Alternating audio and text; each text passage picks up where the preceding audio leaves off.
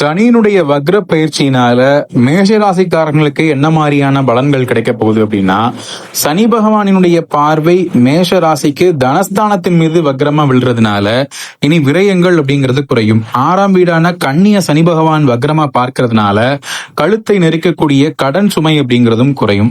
நோய் குறித்த ஒரு மன பயம் அப்படிங்கிறது அகலும். ஆரோக்கியமும் மேன்மை அடையும். சனி தன்னுடைய வக்ர பார்வையினால 9ஆம் வீட்டை பார்க்கறதுனால தந்தை வழியில நன்மைகள் நடக்கும். அவருக்கு இருந்த ஆரோக்கிய குறைபாடுகள் அப்படிங்கிறது சரியாகும். சிலருக்கு பல நாட்களா பாடாய்படுத்திட்டு இருந்த அந்த கால் வலி அப்படிங்கிறதும் குறையறதுக்கு வாய்ப்புகள் இருக்கு. குரு பகவான் 4ல சஞ்சாரம் செய்யக்கூடிய அக்டோபர் 18 முதலான காலகட்டத்துல தாயாரினுடைய உடல்நிலையில இன்னும் கொஞ்சம் அக்கறை காட்ட வேண்டிய அவசியம் ஏற்படும்.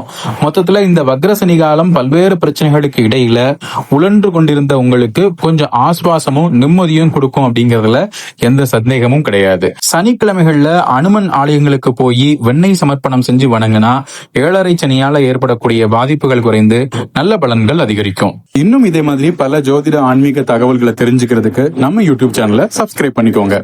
நன்றி, வணக்கம்.